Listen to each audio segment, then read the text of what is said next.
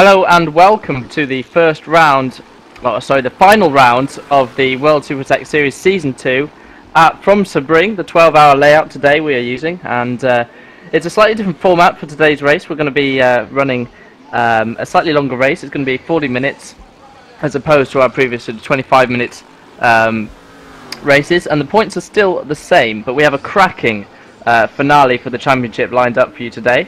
And of course the title fight is being held by the two GT Amiga teammates, which are of course Tommy Nilsson and Ivar Calamies, who have pretty much dominated the entire season. Before we talk about those, of course with us today is Ben Davis and Liam Jenkins to join myself, Toby Davis, once again. So, I mean, Liam, it's been a cracking fight all season, and it's going to come down to the final round. I mean, pick a winner. I think that's, well, one of the most impossible questions you've asked. I mean, this season's been a very bumpy road, to say the least. Plenty of action all over the field, and in the end, I just don't think anyone could have got in between the GT Omegas. You know, Jack Keithley's the only man to do so. And now you've got this, you know, Goliath battle between two of the best sim racers in the World Supertech Series, and that's exciting in itself. But, you know, adding to the fact that they're teammates surely makes this one of the most exciting finales in TPS history. Yeah, it certainly does. I mean, if you can see the points there. Basically, what that means is if Tommy Nilsson gets on the podium, regardless of what happens to Calamies, he will be champion. And of course, Calamies pretty much has to win, considering Nilsson and Calamies' pace throughout the season. Nilsson is looking very strong, but if he gets fourth and Calamies wins, Calamies takes the championship. And of course, it's that close. So, I mean, Ben, what do you think? Well, it's certainly impossible to call. It's really kind of fortunate for the viewers and racers that Calamies actually missed it. Obviously unfortunate for him that his wheel broke and he couldn't attend the Jacarapaglia Oval, the last round that turned out to be an outrageous excitement. But yeah, no, it means it's now crunch time for the drivers' championship, and I think it's certainly advantageous that the teams' championship has already been decided. So it's now really, although they're teammates, it's now just a complete straight fight between the two of them.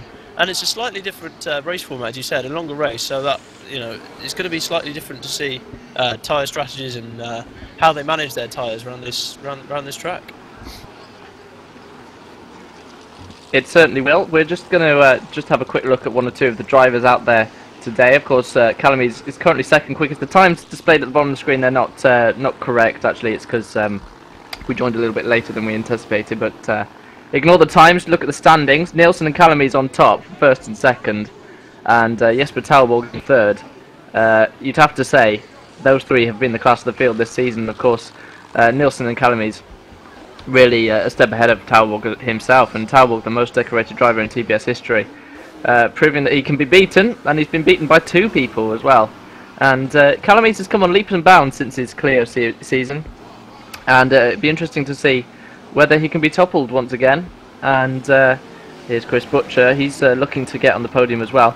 And there are one or two drivers out there who have got nothing to lose, really, Liam, and are going to push for race wins. Yeah, absolutely. I mean, this is really the final opportunity that these guys are going to have to try and make a name for themselves, and maybe even try and get a shot in for next season and prove that, look, I can run up there with the big boys and get myself in the championship mix. These guys like, for instance, Jesper Talborg, who are going to want to try and stamp their authority, still yet to take a race win, and he's only really got one more shot left to do this, so it'll be interesting to see if he can pull it off today. And of course, with no Ryan Callan or anyone like that, I think it's going to really open the field up for a few of these guys, such as Sene, who's also not anything, or I think Nuno Silva was the other one as well, who very much impressed me last round. So let's see how he does as well. But I think this midfield definitely going to be looking for a little bit more than maybe a 5th or 6th place today. Indeed, and of course, the way the fuel works in the WSS, they're actually right on the limit for this race, and 19 laps is the most that we could actually get with the fuel, because of course refueling is no longer in Game Stock Car with the 1.1 update. So this is as long a race as we could actually provide. As a little bit of lag going on my screen, I don't know about you, but it'd be interesting to see what people do exactly with the fuel. There is a slight bit of saving that has to go on. We'll see whether people actually do save fuel early on, or whether they decide to push early on, or what. Yes, indeed.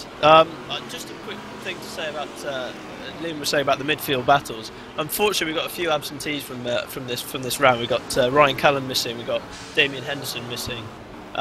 Kevin Enderman, Tamas Fott, Jack Keithley, who only actually done one round, but he's got commitments in FSR. So it's a shame not to see the defending champion racing properly in this championship. We've got Matt Santel missing, JJ Wang missing. So lots of guys who were in that massive midfield pack. Unfortunately not able to take part tonight, but yeah, we'll still see certainly very interesting battles throughout the field. Also, qualifying is going to be slightly different because this is obviously a much longer lap. I mean, sort of 2 minutes 5 lap times, so it's not going to be quite as frantic in terms of track position against other cars, but it's certainly going to be frantic in terms of getting a decent lap in. You know, there's a lot more pressure because you've got fewer runs to do in qualifying, so you've got a lot more pressure on the drivers to get a quick lap in qualifying. Indeed, and of course, qualifying, I've meant to say, qualifying's 15 minutes for the final round as opposed to 10, but even so, it's a 2 minute 5 lap rather than a 1 minute lap, so you have only got, you haven't got as many laps to do as you say, Ben. But also, worth mentioning, Robert Wiesenmuller was removed from the championship after just one too many incidents we felt in the TPS staff, and no hard feelings to Robert. I myself have been removed from the Caleo season 1 in the TPS, so there's no anti Robert, and in fact he's a member of my team as well, so he's been removed from the championship, and he of course will be running the Minis virtual mini challenge, which starts soon, which actually my girlfriend will be racing in. That'll make TPS history as the first female driver in the Touring Pro Series, so it should be quite interesting. But back to today, let's have a quick cycle through the field. We've been on Chris Butcher for seems like 20 minutes, so Nuno Silva rocks up once again, and he's got a slightly different livery than he has done before. Quite a pretty one, actually. Could say that. It's very, very eye-catching. So Nuno Silva with a new livery, and of course Reece Gardner joins us in a carbon fibre extreme sim gear Sonic, Chevrolet Sonic, and it's quite interesting in the way that carbon fibre is, and nice to see Reece joining us for the final round. And Marlon Lintz, who earlier in the season was a little bit of a naughty boy, I've let him race in the last couple of rounds. He had his punishment earlier in the season, so Lintz does join us. He wasn't exactly a naughty boy, but he failed to report an absence, and we take that very seriously, but he has since explained. So anyway, Glenn Cabis out there on track. Ocker Clint actually sent me a message earlier saying he won't be able to race because he feels too tired, but he's still on the server, so obviously hasn't fallen asleep yet. Paolo Honorato, of course, joined us at the last round, and Ray Lilly's still here in his Duracell livery. We're about to head into qualifying. There's just 25 drivers. It's a shame, but I think perhaps kind of one of those things that is kind of a good thing in a way, that we've got a little bit fewer than we had before, because it was kind of mayhem early on. In the short tracks that I anticipated 30 drivers for, we ended up with over 40. And just too few for a 2-server championship, but just enough to cause mayhem. So let's hope for a sort of slightly more relaxed 40 minutes. I need to finish eating my food and think about what I'm going to do for the next World Supertech Series, and it'd be interesting to see what actually happens. I think we're going to stick with Game Stock Car and with these cars, and be interesting. Right, we're going to head into qualifying, so Liam, pick a pole sitter. Oh, you and your impossible questions. I honestly think that it's going to be one of the GT Megas, I think, unless there's a major shock with the likes of Taiwan. Even Kenneth Yerman got himself up there. Chris Butcher's always been an underdog, had some great stints at the Oval, and I think the pressure's on. The GT Mega boys, they need to be 1 and 2. Say, for instance, Calamies does get pole and Nilsson ends up 5th. That's going to be a major blow, not just in terms of having to get to the front of the field, but in terms of his mindset, because he knows he's going to have an almighty task in front of him in terms of trying to get back up there. So I think qualifying is crucial, and these GT Mega boys are going to be pushing harder than they've ever pushed before. So I don't think anyone's going to perhaps pit them to pole, but the race for 3rd place is definitely going to be one to keep an eye on. Indeed. You'd hope that GT Amiga are beatable and we certainly proved that at the Oval. But of course, that's a completely different style of racing, and it depends on all sorts of things. But at Sebring, it is more about the outright guy's pace, and we'll see. We'll see exactly what happens. We've got Jesper Talbot coming out on track. It's a little bit more relaxed than it was sort of a couple of races ago, where we had just 10 minutes and frantic sessions. See if we can pick up anyone else on track. But Talbot coming through the first sector. Kenneth Yearman leaving track now. James Johnson. Let's see. Davy van der Ven leaving the track. Eric Tveit. Everyone's leaving, so it's all obviously took a while for the server to sort itself out fully. Ernie Drasker, Glenn Kabis. Let's pick up Talborg, because I think he's probably the first driver on track as he heads through the chicane. Used to go a little bit further and have a sharp right, but to increase run up and slow down the speeds, they sensibly made a chicane. So I mean, Sebring, Liam, I mean, steeped in history, and great way to finish off the season. Yeah, absolutely. As you said, it's really one that really throws up the kind of racing here just purely because of the long lap times, and we're used to seeing, you know, these 1 minute laps, and where, you know, if you make a mistake, that was perfectly timed.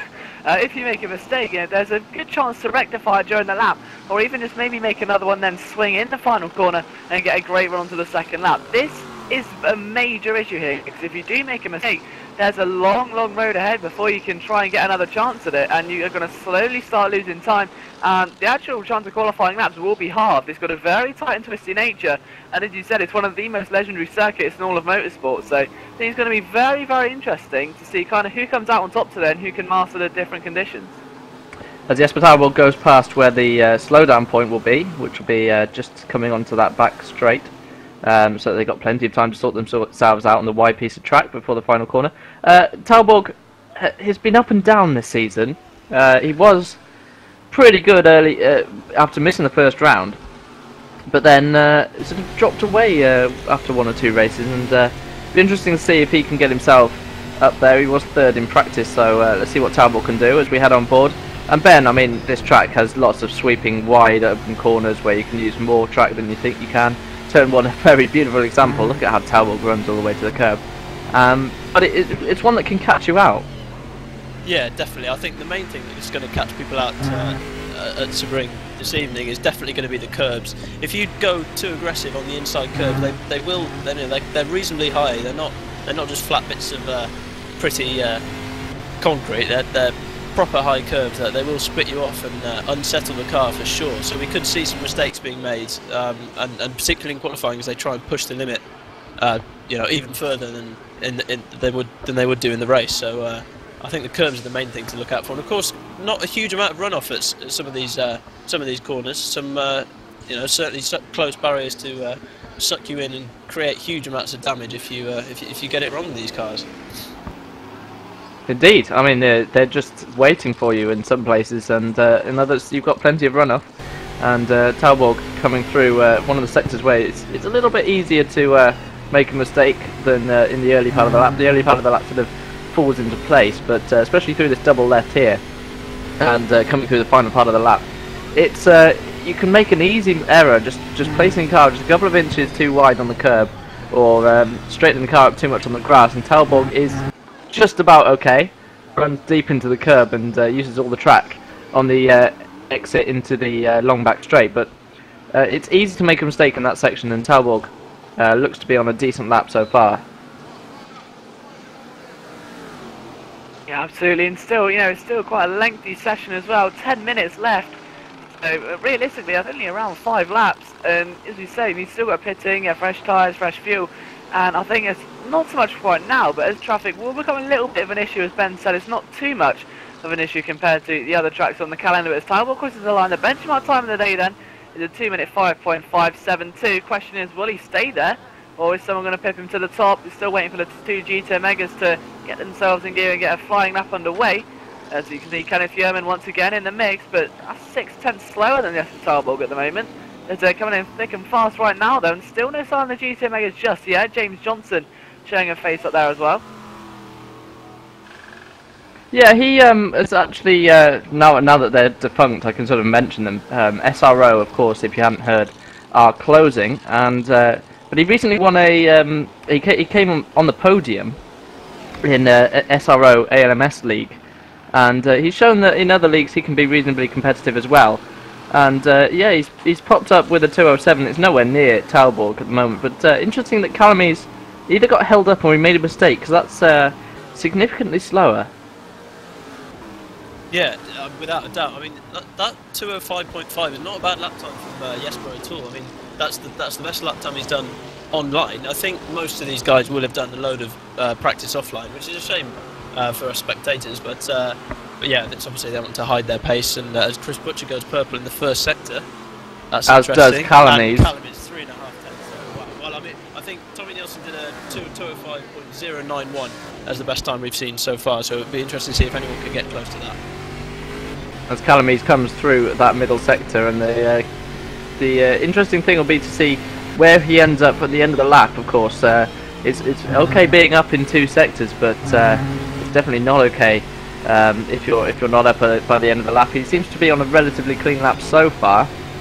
Still up, but only 1.5 tenths now. So Talborg obviously very good in that middle sector as he comes to a little bit of traffic. I think that's Dino Paolini in front of him, so Paolini up in 5th shouldn't pose a threat or a problem for Calamy's. Butcher's still green. Oh, just I was saying that. Paolini spins in front of Calamy's, and Calamy's almost does the same on the exit of the curve. So obviously Paolini just running a little bit too wide there and getting on the dirt and spinning towards the inside wall. So he's going to quit back to the garage and have another go. Calamy's, do you think he was impeded a little bit by that, Liam?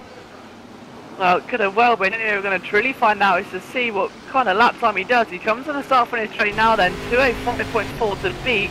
Will be able to go pole position, and he goes to 205.49, so I think it infringed him too much because he's only a few tenths away from Jesper Talborg, so not much at all in it. But I think he may be complaining because, you know, hundredths of a second could well been all it took if Paolini did spin in front of him and he felt an impeded lap time. You could see a little bit of a protest there, and of course a big factor here. The main point in the last races of the entire season, if you messed up in the first qualifying or had a bad race, you had another chance. So you could get in the second race, get a better grid spot, and try and improve your race position. This is just one shot. So all the pressure's on now. You've either got this good grid spot or you don't. You've got to do all the work in a 40-minute race. So qualifying's more important than ever. No, it certainly is. I mean, it couldn't be more important than right now.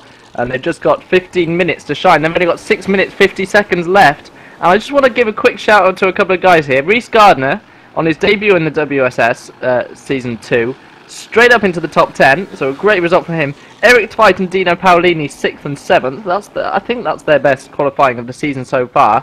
And look at Ivan Navarro in 14th. Great result for him. And I think he was green as well for a time, so Navarro doing well. Let's just have a quick scroll through the grid. Tommy Nilsson has not set a time yet. I don't know what exactly is happening there, but he's purple. So let's follow Tommy Nilsson as he comes through towards the end of the lap. Just a few corners to go, maybe not. It says 2 minutes 2 seconds, but he's coming through the first sector. What? I'm not sure what's happening here. He's gone on pole, look. I think. Has Tommy Nilsson gone on pole? I don't know. Yes, he has. He's done a 205.40. Yeah, there you go.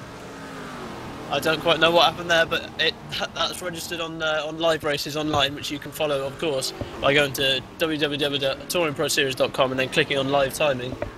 So yeah, Tommy Nilsson on pole fractionally. I mean, that's incredible how close those top 3 are at this very, very long track. Yeah, I've just worked out what's going on. I've managed to set the replay key to exactly the same key that I need to use to change the bar at the bottom of the screen, so I need to fix that Excellent. After qualifying. So, good one. But anyway, for now, let's watch Tommy Nilsson go through the first sector. Excuse me, half a tenth up. So he's doing exactly what he needs to do. And look at Calamy's down in 3rd as well. He's not even on the front row with him. Talborg is on a lap, but coming up towards the first sector now. Let's see what he can do as he comes towards that timing beacon. And let's see whether he's up or down. Oh, look at this from Jesper Talborg, 2.7 tenths up. I actually thought the timing beacon was slightly earlier, so That was my poor leading skills, but oh, and Tommy Nilsson's still up as well. So I mean, pick a pole sitter. It looks like Talbot. Oh, as Nilsson just drifted a bit wide. He's on the curb still, coming back onto the back straight and using all the curb on the exit as well. Let's see what Tommy Nilsson can do. He's only got just one more straight and one more corner. Chris Butcher's purple as well. Oh, it's going to be a brilliant end to this session. I can see it coming now. Butcher through that sector, first sector, is purple as well. Let's see what Talbot can do. He's still 2/10 up, Liam. Absolutely, and this is exactly what I was talking about earlier as well, that if they don't get pole position on the front row, it's going to really harm their championship chances, especially if you've got someone like Tolberg or Butcher right in front of you, because these two are the toughest guys to beat in TPS. We've already established, you know, Tolberg's probably the most legendary driver here in Touring Pro Series, accomplished just about everything there is to achieve, and, well, it's going to be see what he can do today if he can potentially change the course of a championship. The winds have changed, blowing around Sebring. We're about to find out. Tolberg comes on to the start, finish straight. He's done 2 minutes so far. Is this going to be provisional pole position for him? Go to the inside, and it is. It's a 3/10 quicker than Tommy Nilsson. That is absolutely incredible. And Tommy Nilsson abandoned his lap, but Butcher is still purple as he comes through towards the end of the lap. He's just got one more corner left. Is Chris Butcher going to get himself on the front row as well? Talbot set a quick time as a 2:05.1. Butcher comes through the final corner, uses all of the track on the exit. He's going to draft that car ahead of him. I couldn't quite see who it was. Crosses the line. Second place for Butcher. Not good enough for pole, but it's a THR 1-2 ahead of GT Amiga 3-4. And could they get in amongst the championship battle? That's the big question. Kenneth Yearman's done a 2:06.1. He's 7/10 off Calamies, so it's a top four really who are fighting it out. David Yunt's up there in 6th place. How did he sneak in? And he's 4/10 up on himself. So it'd be interesting to see if David Yunt can get himself ahead of Kenneth Yearman into 5th place. I think he might well be able to. But stunning from Butcher and stunning from Talborg. You said about them perhaps trying to get themselves within the title mix. I think they are title mix right now. Nilsson and Calamies need as many points as possible today. If one can come first and the other third, that's a huge advantage. And of course there's only one result, so they need to get a win here. That's the only real way to try and guarantee a beating of a teammate, because, you know, they're starting next to each other with two of the toughest guys in TPS just in front of them. This is heading, as is already established, this is going to be one of the most exciting finales to a TPS race ever. This could be one as a total sim race ever. This is just, all the stakes have just risen above the roof. It's going to be absolutely mental as David Young does cross the line and does go 5th ahead of Yearman. So great for him. Butcher actually is green. So Butcher is going quicker. Oh, and Calamies is going purple through sector 2. Let's have a look, see what's going to happen. So Butcher's green. So he's nearly 2/10 down on Talbog's though still. Talbog's middle sector was just brilliant. And Calamies coming through now onto the back straight. He just puts a wheel on the dirt, but I think that's going to be okay.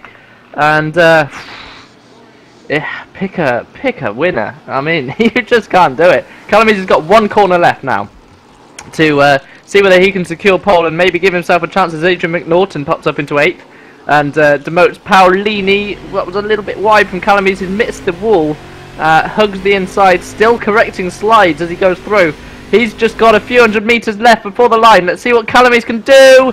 Not good enough. Still 4th, and he's not going to get another run. No, he's not. There's only 1 minute left in the session, and that is traumatic for Ivar Calamies. The question is, there's a few fast guys behind him. David Yin, as we've said, you know, he's already just done a personal best. I don't think it's good enough to beat Ivar Calamies, but he's only 2/10 off, so he's definitely not out of the equation. Oh, Tommy Nilsson, sorry to cut in, is 2/10 up on himself, and look what that would do. That would put him on the front row. Absolutely. Let's see if he can retain it through the rest of the lap, though. Of course, he will get to finish this lap, but the question is this going to be a dream come true for Tommy Nilsson? He's been the underdog all season, kind of in second to his teammate, and has really given him a run for his money. We've seen a bit of cheeky, you know, nail-biting endings. Oh, look at this! 800ths up, Nilsson. The tension must be rising, adrenaline. Oh, he's put a wheel on the grass! Will that be an invalid lap, though? Well, he didn't cut through there, I don't think. He might have just drifted a little bit, but I don't know whether that's cost him or not. I think he put a wheel on the grass under braking, and I think he got sideways. I think he's thrown a few tenths away. Let's see whether it's going to be too many tenths. Just unbelievable scenes here. Tommy Nilsson coming through the final corner now. Oh, and it looks like he was going to hit the wall. He just squeezed through. I don't know whether this is going to be good enough. I think he's had an awful final sector here. It's a bit of bodywork on the outside of the track. That won't bother Tommy Nilsson as he comes to the final turn, comes across the line. Oh, look at that! 2,000s!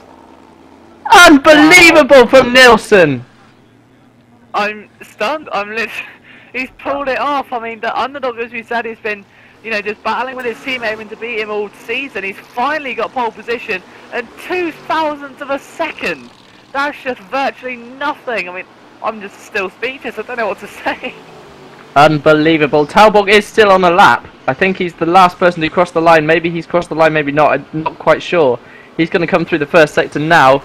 Oh, he's only 500s down. He could still take this, Talbot, if he can complete this lap. But if he doesn't do it, how much of a boost will this be for Tommy Nilsson? Instead of just having his teammate behind him, he's going to have Jesper Talberg and Chris Butcher as provisional bits of safety, because now he's got his little barrier, and we know how tough these guys are to pass, and Calamese is going to really have to work for this victory if he wants it today, as Talberg makes a beautiful drift through there and looks to try and snatch pole position in the dying moments. And if he did that, this could well be a shock of the season so far. We'll have to see if he's got it though, and he's already 2/10 down, so I think this isn't going to be good enough unless there's a stormer of a final sector. Yeah, it's going to have to be a brilliant final sector. Of course, Nilsson's final sector might have been a couple of tenths down, you know, so it'd be interesting to see whether Talbot can get somewhere close.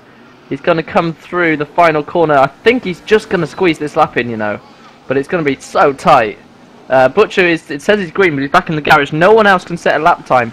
Let's see what Talbot can do as he comes through the final corner now, and just a couple of 100 meters left.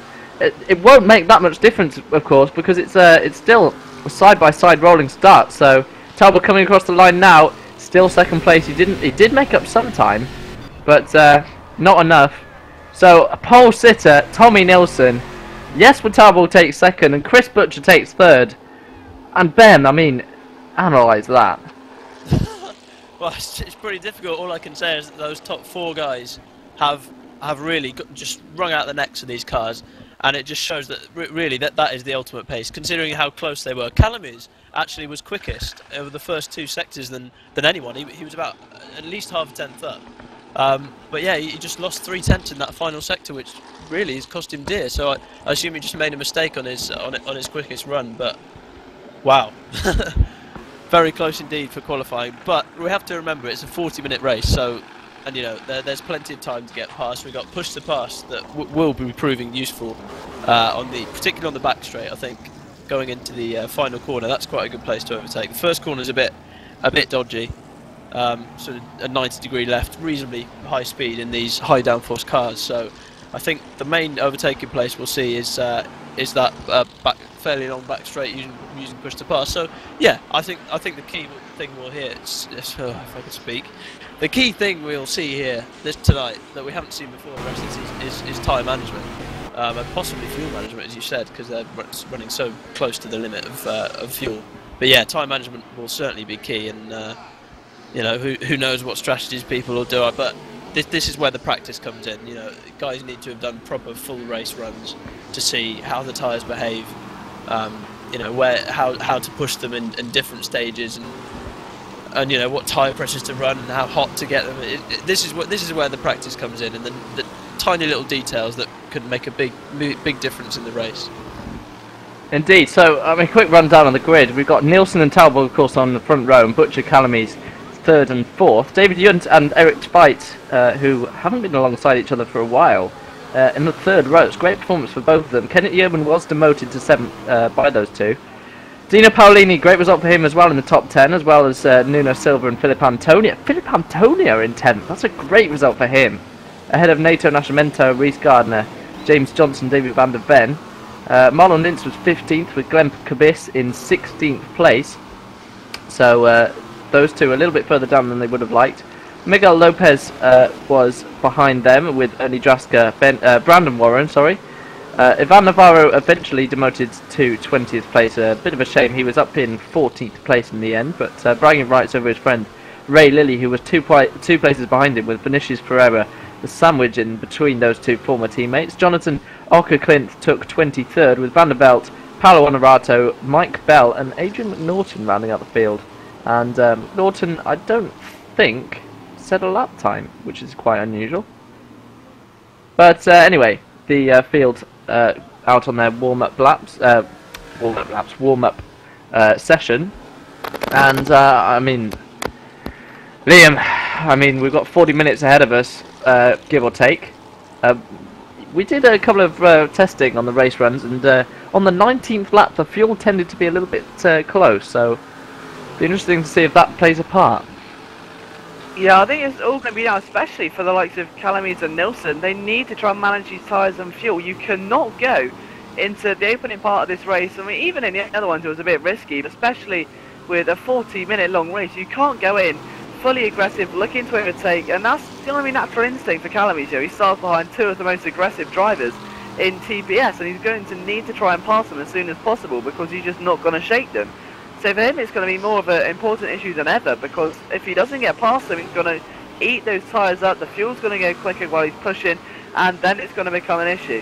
If he can just keep it calm and let the opportunities come to him, it may not be that important, but we'll have to see what happens for the rest of the field. But as for Tommy Nilsson, he just needs a dream getaway. I think that's going to be the only way to safely secure it. Just have a great opening stint, just drive the car like he did in qualifying, just let the corners come to him, and I think more importantly, just don't look behind you, because then that's only going to try and get you a bit scared. Well, it definitely would be for me if I was in his position, because having three guys of their caliber just sneaking behind you, trying to seek for a victory, one of them being your teammate and championship contender, is going to be a very frightful sight. So as long as you can just keep the car on the road and do consistent lap times, then you should be able to get clean away while the other three do battle for the other podium positions. Yeah, definitely. I mean, I think, as you were saying about the mental state of these drivers, the pressure is now really on their shoulders.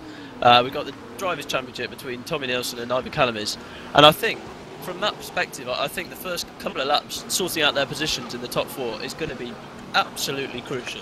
I think if Tommy Nilsson gets away and Calamies is stuck down in third or fourth position, even though he could quite easily just put in consistent laps, it's just, I think the pressure will build unless he's got a really good temper, which of course he may do. Some drivers are blessed to have a really good temperament and not have pressure affecting their performance. But if Calamies is behind, he's not going to like that. I don't think. I certainly wouldn't. I'd get a lot of pressure going on, and as you said, he'll start pushing harder to try and make up those positions and catch up with Nilsson.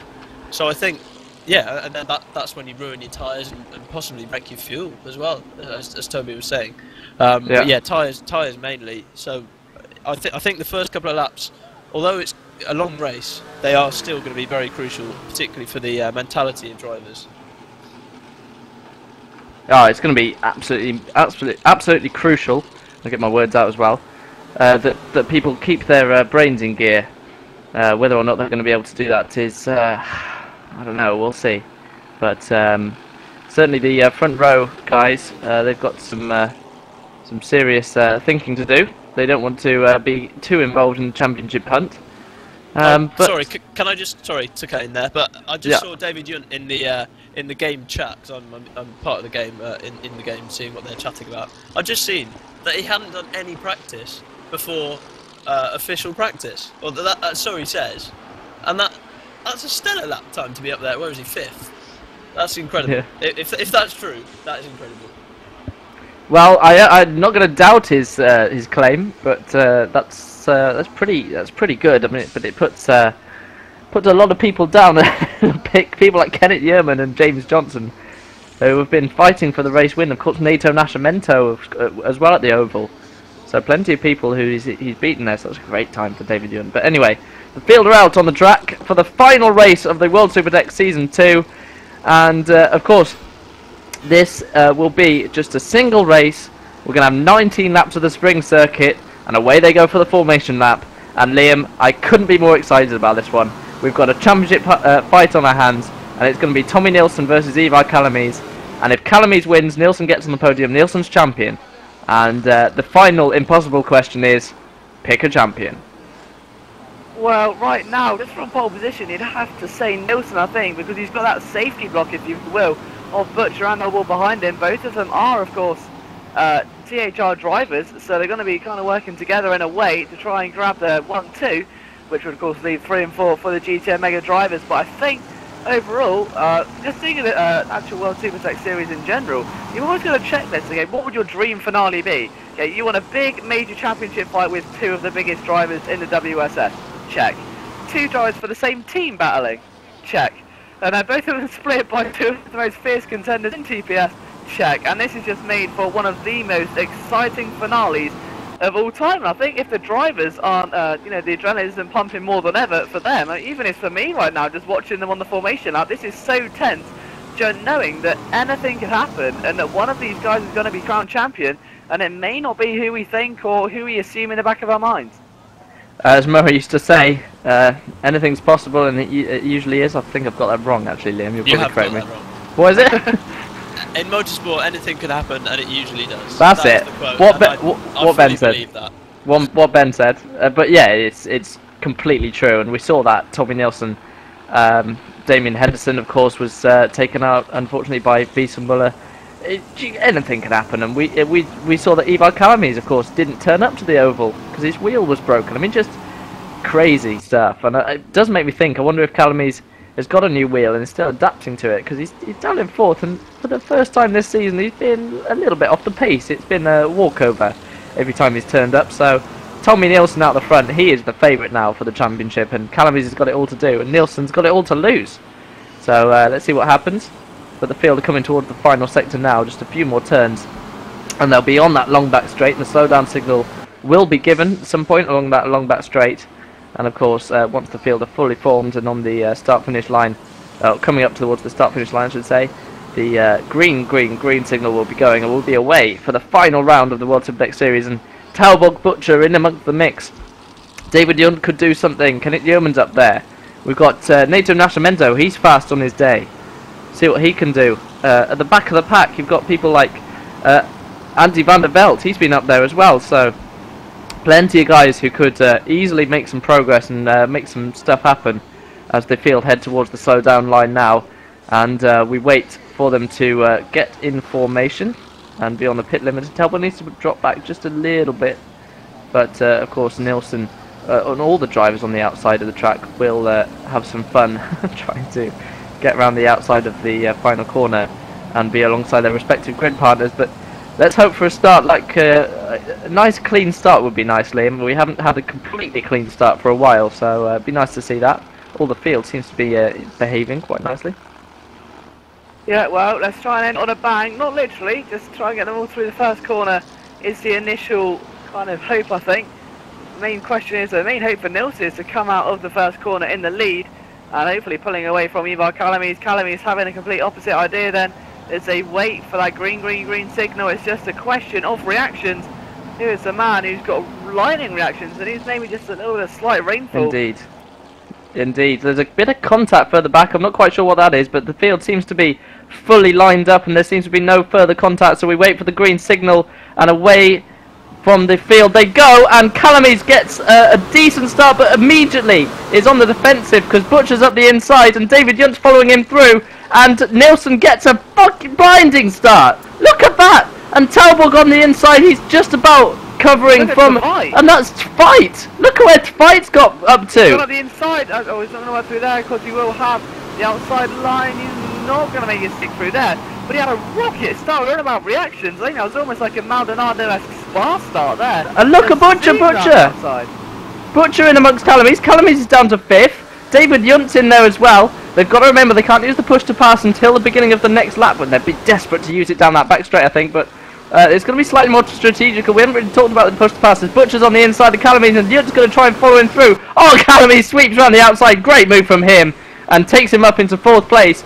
And now he's got Eric Tveit in his sights, but Tveit had a blinding start. I really hope he didn't jump the start. Nilsson still leads from Talbot, and the gap is expanding as Butcher's having a go at Kalamis. He's going up the inside. Kalamis thinks that that's not going to happen. Defends the line and covers, but Tveit is actually pulling away a little bit from Kalamis. Let's have a look at some of the other movers and shakers. Yerman is up to 7th place. He's got ahead of Paolini, I think, was ahead of him. And Adrian McNaughton up to 8th, so obviously Adrian McNaughton did qualify. It was my bad. Oh, look at the background though! Talking about McNaughton, he nearly lost that. and nearly threw it into the wall, but he's just about managed to carry on, and he's been passed by Marlon Lintz. Nascimento's up there as well. So back towards the front. Calamy's still in 4th. He would have been hoping to make more progress than that though early on, Liam. Yeah, absolutely. In terms of a dream start, no one got more of a dream start than Eric to right. Just literally, I've never seen a man move off the line so quickly. Just straight to the outside, knew what he wanted to do, and that's really shaken up. Calamy's race has been a bit too slow for him so far, I think, for his standards. Of course, he did get caught up with Butcher. Exactly what I was saying earlier on about how this can really affect his race. We know Butcher is going to go for that move. He can sense the opportunity. He's going to be the man to dive for it and probably make it stick as well. And of course he has been passed now, and he's just trying to catch on to Calamy's. Calamy's is on a charge, and he has to be. Looks to the inside of Toby, still uncertain where to go, holds the inside, forcing Calamy's to the wrong way round, and they almost make a bit of contact. Toby tries to counter-steer the car, and just barely slips in front. That's just how close this touring car kind of racing is. They'll twitch around as they go through the left-hander, and now look, this has enabled Butcher and David Yent to close right up to the back, and this is the World Supertech Series we're used to seeing. And this is just completely destroying Calamy's at the moment, having to battle with Tveit. And I wouldn't put it past Butcher to make a move as well, as Tveit goes defensive. Calamy's perhaps on the push to pass, I don't think so. Tveit's still defending from Calamy's. Calamy's going to try and go around the outside. Oh, contact! Contact! Tveit still keeps the position. Oh, more contact! Calamy's got to be careful. He knows he's got to get through. He's lost out to Butcher. He's going to lose out to Yunt. Oh, Calamy's. He's got to get through, but he's lost out to Yunt and Butcher, down to 6th. And I'm afraid that was his own fault, Liam. Yeah, it may well have been, and I think as well, again, we were saying earlier on about just pushing too hard earlier on. Just let the opportunities come to you. People are going to make mistakes with a track like this.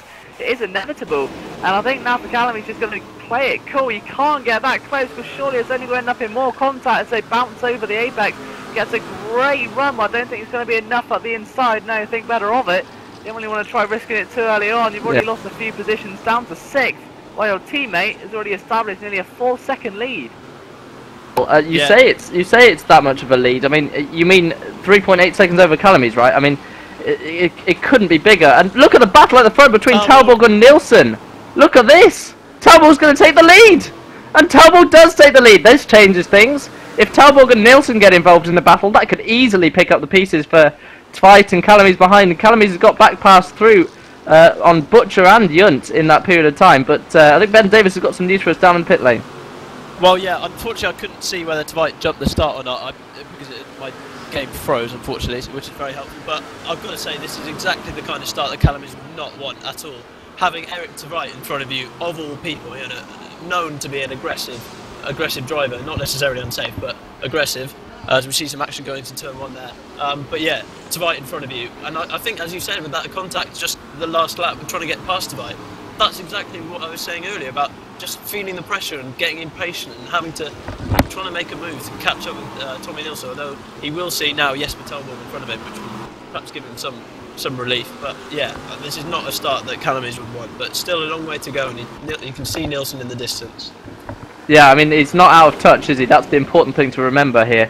As we see, Silva and Kenneth Yeoman, sorry, Silva and Nato Nascimento were having a ding-dong battle there, and Dino Paolini not too far behind. But I mean, it's just one of those things that where you can just sort of get embroiled in an early battle, and it's not necessarily your fault, but it can be one of those things, Ben, where you just can't make progress. You get stuck behind the same person, and that's what's happening to Calamy's. Nielsen is dropping back towards this battle, you know. It's not all over at all. I mean, I know we're on lap 4, but... Oh, sorry. It's okay. I mean... This is exactly what we were saying. He's just getting impatient. And Tveit's not slow at all. As you said, he's trying to keep touch with Nielsen for sure. And Callum is just lunging up the inside like that is not gonna help his progress. Yeah, he needs to be patient. He's getting impatient, but one thing I would say, I mean, the push to passes regenerate every 2 minutes 30. So there's plenty of, I mean, this lap time is 2 minutes 6, so you can pretty much use it once every lap if you really need to. Butcher's on the push to pass for sure. Oh, Tveit's coming! Oh, Butcher's lost it! Oh, no way! No way has he gathered that up! Unbelievable! He's passed them as well. Unbelievable! How did Butcher keep that one? And he's got past both of them. Got past the pair. Now Calamise is on the back of Fights on the outside of Butcher. Look at how close they're getting as they head down the pit straight. Oh, Butcher nearly creaming Fight into the wall there. Oh, Butcher's gone sideways. He's just about held onto it. Is he going to be in the barrier? No, he's kept out the barrier. Oh, unbelievable. Wow. Look at Calamise on Fight. Could Calamise race be in any more jeopardy? His from the start, he's just plotting and he's just trying to force it too early on. And it's just costing him more time. Oh, look at that. To fight there. Very reluctant was to let go though. But Calamise, I think, as we've all established and been speaking about, is that he's just pushing too hard right now. Toby has a great run at the outside. Thank you very much, he says. And it will come up. Oh, Calamise with contact! Oh, Tvite nearly wiped him out. And that's the end of Tvite's run. Definitely the end of Tvite's run. And that's such a shame for Eric Tvite. And I have to say, I think Calamise could well have been involved in that one a little bit more than he needed to be. And unbelievable scenes. Calamise is taken third as a result, and Butcher's back up to fourth. Look at that. Nilsson is not out of sight, but Calamise needs to win, and Nilsson only needs a third. Remember, so. And I think that incident between himself and Tvite looked a little bit suspicious to me, Liam. I don't know what you think. Sorry to interrupt. I literally just looked at it on the replay, and I have to say, Tvite came across in front of Calamise. Calamise just held his line in the middle of the track. Tvite had more than a car's width on the outside, and he chose to just come across him slightly, and that's how the contact was made. I personally don't think any blame is towards Calamise, so I think any penalty after the race for that is highly unlikely. Let's have a look. We're on board with Calamise right now. Here's Tvite on our left, and it looks like he is coming across Calamise, as you say, Ben. Yeah, there we go. There, no, that's not Calamise. Calamise can carry on guilty free, definitely. Well, we'll see what the stewards think after the race. Yes, it will, of course, have to be investigated with proper replays and not just the sort of ad hoc replay that we've got at the moment. But I have to say that was my initial call as well, Ben. But what it does do, I mean, it takes Tvite out the picture. He had a 6-lap cameo. It releases Calamise, and Nilsson's not that far ahead, and Talbog's doing a great job holding him off, you'd have to say. And it's still, it's not over by any means, but I cannot say, oh, Butcher has dropped down to 7th. What on earth happened to Butcher? Replay. Well, I think he just had a bit of a troublesome race so far. It was right up there as well. I mean, him and Tvite, I mean, between them, definitely made some entertaining action. That's what we want as well. It's the final round of the championship. It's all or nothing. You've got no chance of winning the championship. Why not leave it all on the racetrack and Butcher? Oh! And that's a bit of contact with Yerman, I think. That's Kenneth Yerman. And then you can see Silver in front. So it's a big slide by Butcher to start with. Like, he may have come across and tapped Yerman. I'm going to see now, and Yerman had I think Butcher's lost it by himself, you know, there. He lost it by himself. Yeah, Yerman had nowhere to go, and just unfortunately took a bit of a bump, which just sent Butcher veering into an already forwarded direction. As now I believe he's battling with Nuno Silva. He's trying around the outside, and I've got to say as well, not sure if you guys will agree with me here, but I think that Nuno Silva really has impressed me since he's come into this. Really has matured, and really going to be able to run with the big boys and get himself in the top 5 a few times. Maybe he's going to not be able to stay there, but you know, be able to run with them and make some very good overtaking manoeuvres. Yeah, he's been up in the upper echelons of the grid, at Jacarapagua Oval, of course, last time out. And he's doing a great job, as you say, once again. And he's in his new livery for this round, which Ben is interested by. I like it. I think it's nice, but he's very pretty. He is up in 7th position. That's Jonathan Ockercliffe, who's obviously a lap down. And look at this battle between Paolini and Silva. We've got Paolini on the outside. Look at Paolini. Must be on the push to pass there. And takes the position away from Silva. So he moves himself up into 7th position. As Calamise, look at this! He's on a charge. And he is going to reel in Tommy Nilsson. Well, quicker than you can say the word Tommy Nilsson. And 2.8 seconds back of Talbog. That makes it 2.2 back of Nilsson. So unbelievable. Let's just have a quick look down the field. Yunt and Yerman are at a great little battle. That's the 2 J's that you don't pronounce. Look how wide they're going to get a good exit onto the straight between turn 5, if I can count roughly in my head, and turn 6. And that's an interesting battle going on there. I think it's called the hairpin, actually, Turn 7, I think it is, the hairpin, the sort of chicane that we're at now. And Yunt looking to improve. He's got Chris Butcher 7 seconds behind him now, so Butcher is not going to be able to catch up the lead, and not going to be able to affect this race. Of course, we might see a couple of tyre stops, but not at the moment. Paolini's regained 7th from Nuno Silva. McNaughton, after that early spin, is in 9th. And look at this. Lopez, Warren, Van der Ven and Gardner all in a line. Yeah, well, I think that's Warren's highest position this series so far as well. So let's see if he can break into the top 10 and end the season on a high. Sorry, Liam. I've just noticed Nato Nascimento is out. Or just you said that Lopez goes wide. There's contact further back as well. And I think that may have been Lopez slightly involved. So Warren says thank you very much, and through he goes. Maybe Van der Ven holds on. But yeah, not too sure what happened to Nascimento. Reece Gardner, yeah, was the man who picked up a bit of contact earlier as well. I think Ernie Draska's just coming to your picture now. James Johnson also in there looking to try and capitalise on all of this. Go to do as I just said, they're going to try round the outside here then. And that's a very risky move. He needs more momentum. Across, and oh, he does it as well. Got to be careful though, because of the car in front, and he's just about made it 6. So great driving there from James Johnson. I'm going to make it 2 moves short as he tries to look up the inside of Davy Van der Ven, and he's definitely going to go for it now. He may pick up a cheeky slipstream as well. This is very what we used to see about group racing, but one man who's not group racing is Ivan Calamese. You have a great view here of Draska, and I think that's Vinicius Ferreira up there holding him up in P13 at the moment. But Calamese, you said he's on Johnson! Oh, there's a bit of contact almost. But wow, I mean, I think the thing as well after Calamese is that he may, while he's pushing and setting all these fastest lap times, he may very well be burning out those tyres too quickly, and towards the end of the race we could see a comeback by the 2 guys at the front. We could do. I mean, it's not out the realms of possibilities. Plenty of DNFs early on that I didn't quite catch. Obviously Eric Tveit is out. Let's have a quick look with their full name so I can actually see what I'm doing. Ray Lilly is out as well. Marlon Lintz, Andy van der Velt, Philip Antonia. So another retirement for him. Nato Nascimento, I don't know what happened to him. I'm sure Ben will find out for us and tell us. If you could have a quick look, Ben, that'd be good. Other than that, I mean, we've got this great battle going on. I don't really want to look away. But of course, Calamese is setting fastest up to the front, and Talbog is really not that far behind his sort of lap times. 2:06. Oh, look at this! Late on the brakes from Ernie Draska. Dives up the inside and takes the position from Reece Gardner, who was sleeping there. Great move from Draska. Came from absolutely nowhere. Fantastic. I'm awestruck by that one.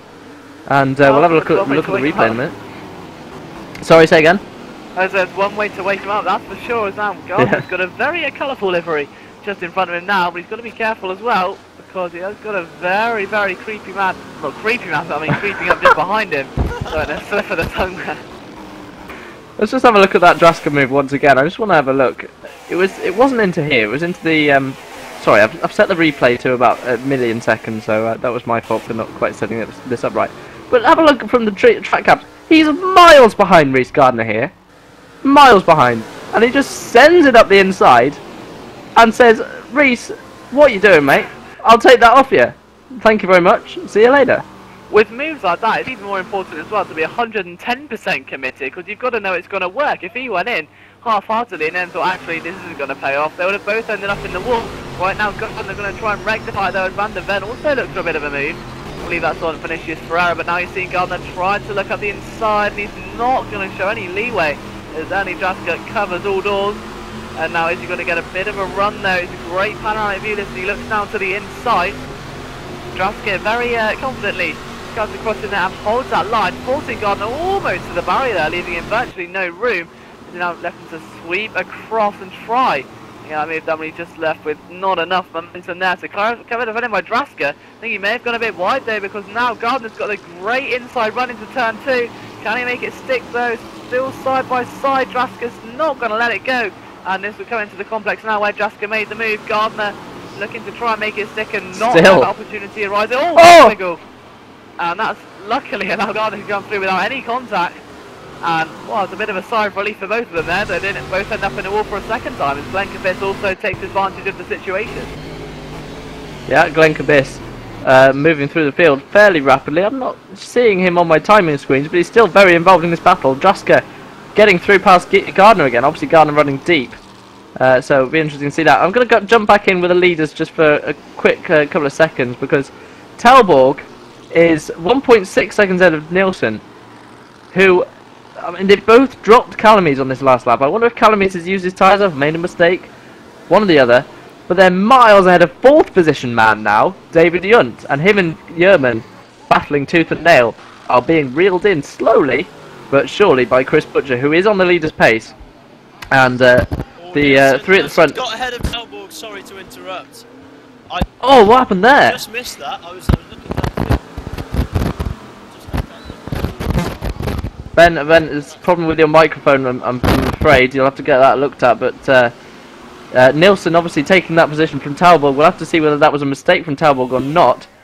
Unbelievably, we're not going to get the replay, I think. Let's have a quick look, see whether we can get it. That's too early on the replay. Sorry to interrupt again. He just lost it under braking. He's just trying to break into the corner and just lost the back end. A bit like Chris Butcher did, but it just ran wide, and obviously Tom Nielsen just got past. It didn't cost him. He didn't hit the barrier or anything, so he should be fine to continue. But that's a mistake, you know.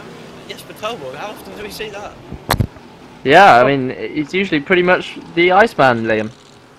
Yeah, well, putting those two together is just putting tuna with chocolate. You just don't do it, or see it very, very rarely.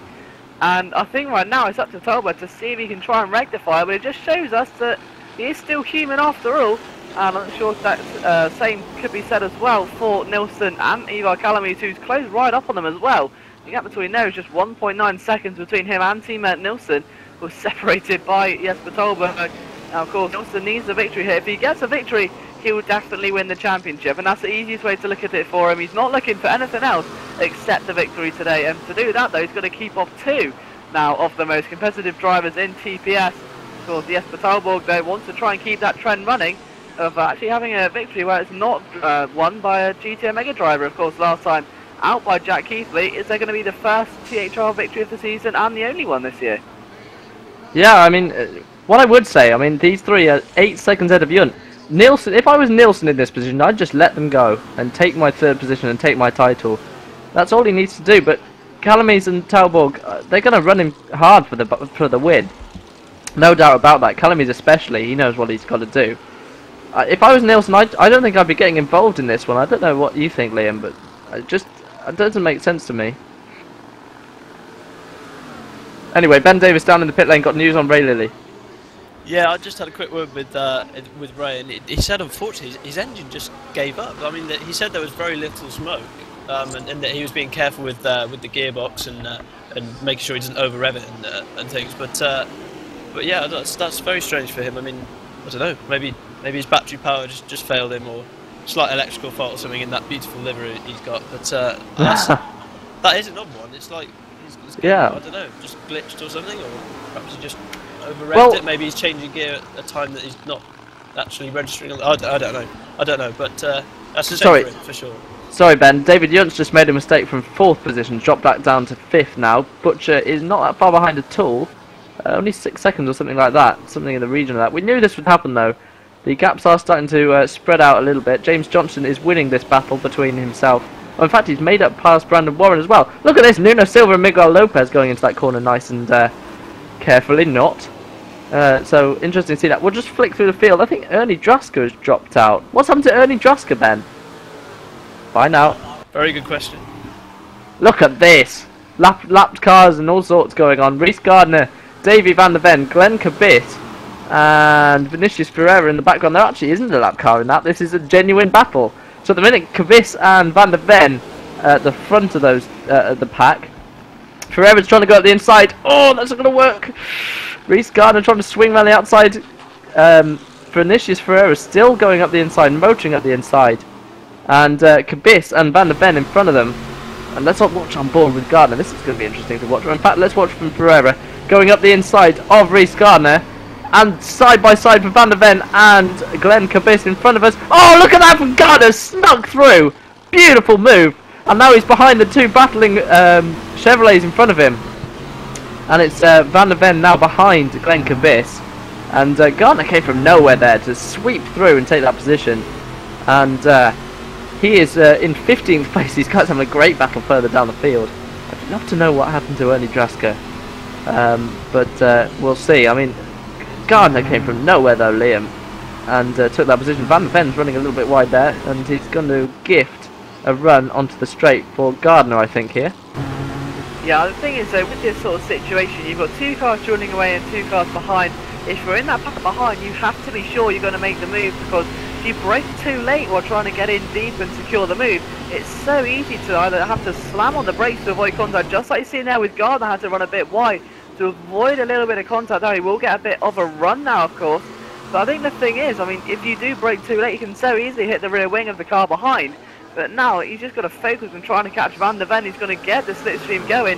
It's a drag race into turn 1, but the question is, I think Van der Ven's going to just sneak this one, but now they've got to be careful because you know, 2's company, 3's a crowd. I think we're going to see an example of that right now, as Gardner's going to try one at the inside and get the outside line momentum for the next car. You can't take both of them, no. And very well held off there by Van der Ven, but now we've got a 4-way battle once again. So instead of 2 groups of 2, see how this pans out. If 3's a crowd, then 4's going to be a definite fan base, that's for sure. But back in Look at this! Tommy Nilsson dropped down to 3rd. Sorry, Liam. What happened there? Ben, find out. But Tommy Nilsson down in 3rd place. He's dropped off the leaders. Yerman's back in front of Yunt. I mean, I can only assume he made a mistake somewhere. Oh, he got on the grass, on the braking zone. He just clipped the grass. Didn't manage to keep it in a straight line instead of trying to attempt to go into the corner. But just obviously out braked because obviously you don't get retardation on the grass. And yeah, he just ran wide. He missed the barrier luckily, but again another mistake we're seeing. I mean that's just careless. Although we have seen obviously in Formula 1 we've seen many drivers. Oh, and he's run wide again. Look. Yeah, yes. What is going on? Is this the tyres running out? It could be. I mean, this is now where we'd sort of think about ending a sort of the first of the 2 races if we were running 2 races. Oh, look at the tyres are gone, aren't they? I mean, he's just sideways all the way through there then. And I wonder if he's pushed too hard. 2:07.6 for Talborg. That's 2 seconds slower than they were doing earlier, Ben. Yeah, I think you're right. Oh, he's all over the place, isn't he? No, I think you're right. I think he's trying to follow Talborg and battling with him for those couple of for those few laps has just wrecked his tyres, and maybe Callum is, although he had a bit of contact and argy-bargy in the first couple of laps, he kind of just settled down, didn't he, in an easy 3rd place. So now, as we see, Callum is right up on Jesper Talborg. I think that's a good point there. Because as we saw early on, Callum's had a ecstatic first couple of laps to say the least. But once he got clear of that group of Chris Butcher and Alex Devite, he was away and had a good couple of seconds between himself and the leaders. He's now trying to look on Talborg, whereas Tommy Nilsson was constantly under the rear wing of Talborg and constantly in the draft as well. So he was working those tyres, trying to keep on the rear wing and just in front, and that's going to harm him. We're seeing a prime example now. Right now, Callum's got it all to play for, I think, and maybe, just maybe, going to sneak a victory, because if Nilsson gets passed by Kenneth Yerman, he could lose the championship. I'm just going to work this out once again, just to check my maths is right. There's a 7-point gap currently between Nilsson and Calamise, which means that the points system is 6 points between 1st and 3rd. So yeah, Nilsson definitely can win the championship, regardless of what happens to Calamise, if he comes 3rd. So he has got to be passed by Kenneth Yerman or another driver in order to allow Calamise even the opportunity of taking the title. But Calamise has definitely got to win to put the pressure on Nilsson to stay in 3rd place, I think.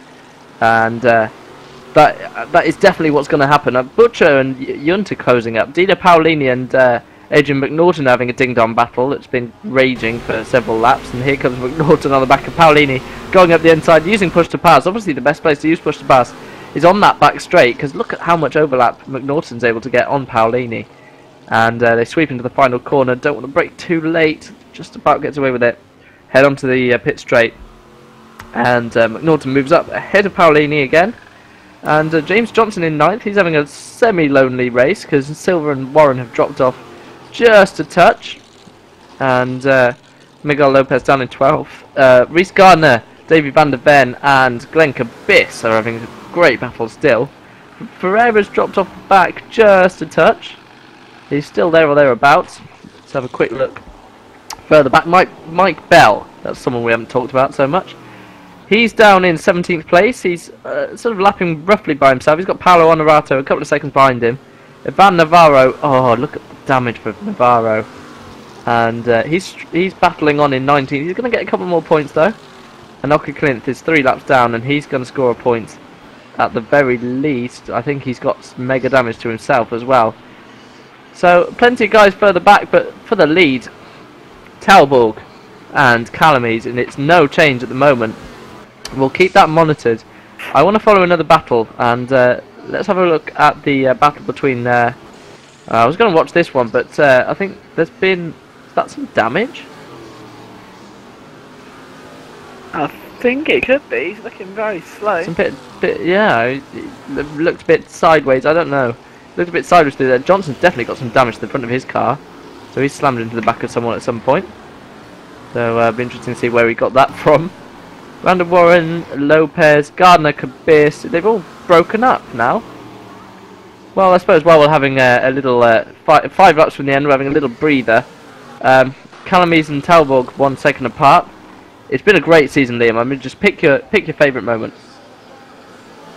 Well, I think the favourite moment could still yet to be coming. I think that honestly, the whole season has been full of them. We've seen everything from Jack Keaty taking a victory. We saw the whole Tommy Nilsson and Eli Calamy's split second finish to a race.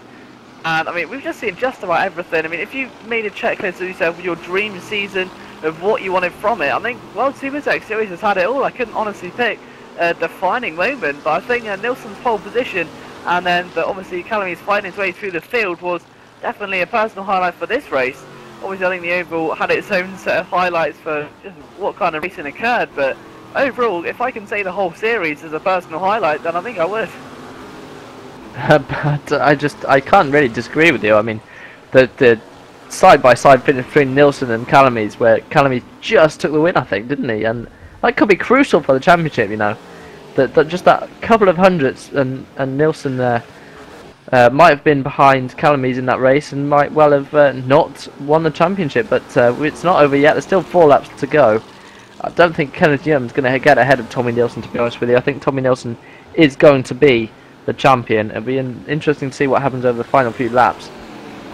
Pace has dropped off a little bit, but there's 1 or 2 guys here closing up. Chris Butcher is closing up to David Yunt and Kenneth Yearman slowly but surely.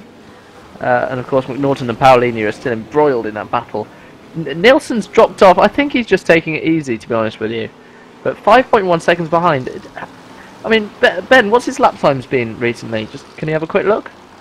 Yeah, what I would say though, I mean, you say he is going to be champion, but we've already seen them, all those top 3 guys making mistakes, and they got away with those mistakes. I mean, they managed to keep it out on the barrier, but only just. And all it takes is just 1 wheel on the grass, and that could be a race and championship over. So it's not over until, well, the fat lady's not going to sing, but you know, the flag coming down, the checker flag, and you know that will be the ending. Not 5 laps from the end. My computer's not loading, which is very helpful, so I can't see the live timing. Just right click on his name in the game, Ben. That's a very good point. Thank you very much for teaching me how No to worries. use some things. Yeah. You trust it. I mean, anyone watching, you trust your co-commentators with being able to do these kind of things, and then they turn out to be your brother. Yeah, no, yeah, you're right. He has settled down. Yeah, I mean, although I think a lot of that's probably tyres. He's doing sort of low to mid 207s. He had 1 lap in the 208s, and obviously that 1 lap where he made a mistake. But yeah, he has certainly settled down the last couple of laps. But you know, why wouldn't you? You're in 3rd place. You've got a pretty big gap to Kenneth Yearman behind, and Callum is even leading. So it's all the pressure is now on Callum. He has to at least get past Talborg to give himself any chance whatsoever. He does. You're not wrong, Liam. Yeah, I think it's really Talborg's race to lose now. He's really worked hard for it today as well, I think. And like I said, it's not even until the fat lady sings. There is no fat lady, but we do have William Levesque, who's a nice singer. So if we're lucky, you may hear from him in a post-race interview or something. But and Ryan Cole. No. Who's that got? No, it's Miguel Lopez. Miguel Lopez. Oh. Was it? Yeah, it's so far in the barrier that the camera had to change. Yeah, Miguel Lopez, look in the barrier.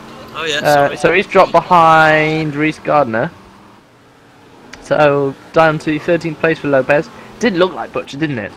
But those THL red skins very similar to the it did. default ones. I don't know why you automatically assumed a mistake would be Chris Butcher, but there you go.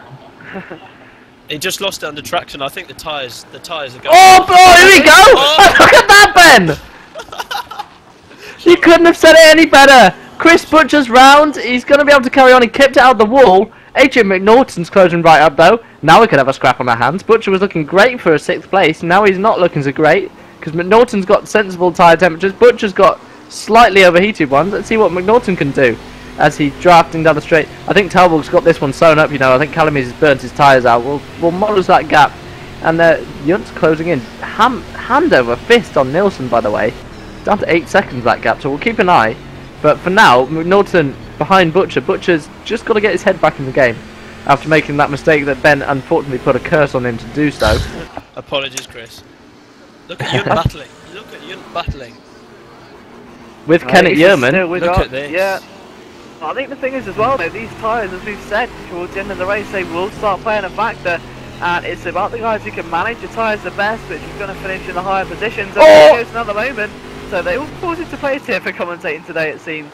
And right now, Yerman just needs to try and find something more. And this is what we're saying with the tyres. You've got to conserve them. There's no point going for a late manoeuvre now just for one position if it's going to cost you 10 in a retirement. So the best thing now for Yerman, I think, will be to just let, I mean, look at the cars in front. It's all running like, what looks to be like mini Vanderbilt without the front bumpers. Jonathan Ockerclent without the front bumper and Ivan Navarro as well just in front of him. That's actually not a battle on track, but this is a battle on track between Yunt and Yerman. Be interesting to see whether these two do get by without any problem. The gap between Nilsson and Yunt is pretty much staying the same. Yunt and Yerman need to be thinking about whether they can make their way towards Nilsson. There's only a couple of laps left though. It would take a serious mistake from Nilsson to make that gap disappear, and I think Nilsson can just drive around at 9/10 and still be okay. Calamise has dropped off the back of Talbot, who's set amazingly consistent laps recently, Ben. I think it's all been the 2 or 6s recently, so... Yeah, he has. I mean, this is just a typical Jesper Talbot performance. He's just starting to creep into the low 207s, but his last lap was 206.5. That's amazing. And yeah, Calamise must be chasing hard, and he's over a second slower. So yeah, I think Calamise has just wrecked his tyres, and Jesper's doing what Jesper does best, and just banging in those consistent laps on probably on the way to a victory. Look at these two. Absolutely, now you can see you're just very cleverly defending. The question is there a push to pass left in the tank? Looks up to the inside. David, you're going to have to try and defend that inside line, and he's going to drift. Look how close they are, just trying to make sure they don't lose the back end. With tyres has gone as easy, it's so hard as well. And yeah, when they're trying to go back up the inside, it's not quite working for him just yet. Yunt's done a great job at defending so far. These two have been interlocked in battles for quite some time now.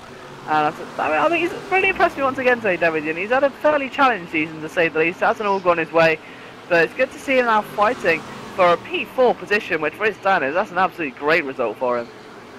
Oh, it certainly is. He's really pushed hard and really come on leaps and bounds. Actually, he took, I think it was 4th position in qualifying, didn't he, a couple of rounds ago at Vella Park, and since then he's just been on form and just been flying, and really is. I mean, in one of the prettiest liveries in the championship as well, in my humble opinion. Designed by Robert Wiesemüller, who sadly was removed from the championship, as I was saying earlier. But I mean, he really has come on leaps and bounds. It looks like he's pulling away from Yerman now. And up the front, look at this. Calamise is closed in almost a whole second on Talborg. It's not over until Ryan Callan or the fat lady, delete as appropriate, sings. And Calamise... Oh, I think Talborg's got held up as well. It looks like Mike Bell. So could well be a fight in this one yet. But there's just one lap remaining as Nilsson runs very wide onto the curb. Don't scare me like that, Tommy Nilsson. And Yunt is actually dropping off the back of Nilsson, it looks like to me. So I think just one more lap and it's going to be a glory lap. Talborg, oh look at this, huge gap now, 2:07.0. Calamise made a mistake at the final corner, lost 6/10 in that final sector. And here comes Tommy Nilsson crossing the line as well. He has lost a second and a half as well. Ooh, interesting. I mean, Calamies is in second place, so of course, as it stands, Nielsen would now have to finish 5th. So Calamies would have to still take that victory. I don't think he's going to. Mike Bell didn't make that very easy for him at all. So, I mean, just a few corners left. Yerman in the pits. Maybe actually it stopped for tyres unless there's some substantial damage. But Stop for tyres on the final lap? I think it could be just safe than sorry. As I say, you know, I'd rather lose a couple positions than lose an entire race, but to try and see what the strategy's behind that, I'll try and hear at the end. That's very peculiar, especially on the final lap, as you say, but I'll try and shed some light on that as the information comes to us. But onto the final lap, as we said, and it's a very, very top 10 random warrant is just outside there in a moment, behind Nuno Silva, and I think he's thoroughly deserved a top 10. And I think overall this field is pretty much very deserving, if you will, of where the guys deserve to be on the field. You've got James Johnson in 8th, McNaughton, Paolini up there in 7th and 6th. Butcher's fought his way back from a troublesome race. David, and you know, that's a great result for him. And you've got Tommy Nilsson, Calamies, and Jesper Talborg, who's provisionally going to win the race. And he only could wish it would have been a few more. Wasn't even meant to be starting this season. And Brandon won Warren. a copy of Game Stock Car, and Warren's in the pit lane. So again, another commentator moment there. But I think he's right. I think these guys have run out of fuel and thought they could put fuel in. But nonetheless, let's disregard that as Jesper Talborg comes down the back straight, comes towards the final corner. He's going to take the 6th round victory of the World Supertech Series Season 2. He swings through the right-hander now. Just a couple of 100 meters left. And he's going to take the victory. He is going to take the final round.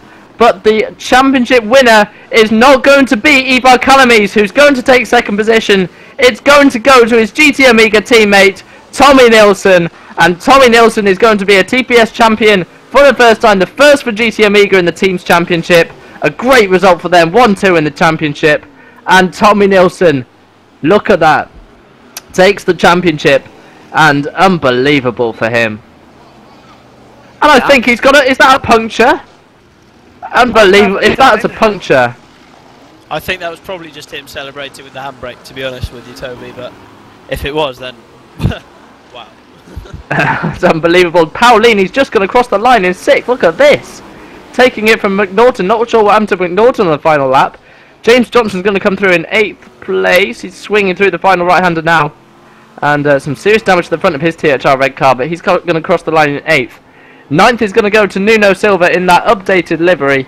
A beautiful drive from him in a beautiful car to take 9th place. He was in a battle all race with Reece Gardner and Glenn Cabis and the like.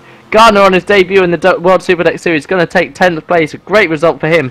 For the Aussies, up in the early hours of the morning as well, doing this. Glenn Cabis in 11th. We're going to have... Van der Ven coming through in 12th. His teammate Van der Velt out on the first lap, I believe, so a shame for him. But here comes Van der Ven, and Davy Van der Ven takes 12th. 13th is going to go to Lopez, I believe. He's out of fuel. Is he out of fuel? Look at this, he's coasting. He's coasting. Where's the next driver along? I think that could well be Honorato. Ferreira's gone through. It's the final lap! What's he doing? Oh, come on, surely he's going to make it. Surely he's going to make it. Just a couple of yards left. Oh, it's torture! It's torture! Who's going to get there? It's going to be... Miguel Lopez just from Paulo Honorato. I can't believe that. Unbelievable. Paulo Honorato coming through the final corner. I think that's the last of our finishers on the lead lap. Mike Bell perhaps the next one in line. And he's following the race winner Jesper Talborg around. So Talborg obviously choosing to do another lap himself. So obviously not using as much fuel as some of the others. But Mike Bell was in that sort of slot beneath 16th place. But unbelievable championship today, Liam, and it's just, I mean, as Ben goes off to hunt for drivers, bring them in, and we've got Tommy Nilsson. I'd love to talk to him. Go and search for everyone, round them all up, Ben, and bring them all in here. But Liam, I mean, give us a summary of that. Great second season, second edition of the World Supertech Series. Well, one word, incredible. That was two with her. But I mean, honestly, that was just brilliant. It was a real pleasure to commentate on this. I can't thank you and Ryan for asking me to do this enough. I mean, it was some of the best sim racing I've seen, possibly that I've ever commentated on. I mean, we've seen just about everything that could have happened, did happen in this series. We've seen, a championship battle between two teammates. We've seen photo finishes. We've seen action throughout the field. We've seen big names drop off. We've seen new rookies come through and establish themselves as main contenders. And this really has built so much hype around the World Supertech Series and showed that this is easily one of the most competitive and exciting series that TPS has to offer. And I can only hope that Season 3 gets underway tomorrow. It's not going to happen, I'm afraid, but I mean, unbelievable today. It's been crazy all season, and we've had our ups and downs with our different winners. But the main winners have been GT Amiga.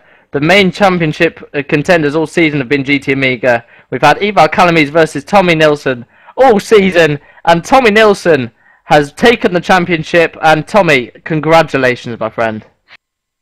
Yeah, thanks. I was just trying to finish the race today because I wanted the championship, but I don't think I could manage better than third because my tires went out, and I think they have better tire. What do you say? They have better tire wear than me, so I'm very happy with the championship. So you should be. I mean, it was a great dominant performance by GT Amiga all year. Eclipsed by Jesper in the final round, but you must be incredibly satisfied with that kind of result.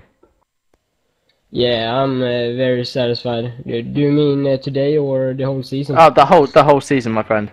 Yeah, I'm very happy about the whole season because we tested a lot in the beginning just to find the right setup for these cars. But then for this race, I just tested like 60 laps because I already knew what worked and what didn't work. So it was very hard work for me, Damien, and Ivar Calamis. But most of the work was from Damien, so I gotta thank him.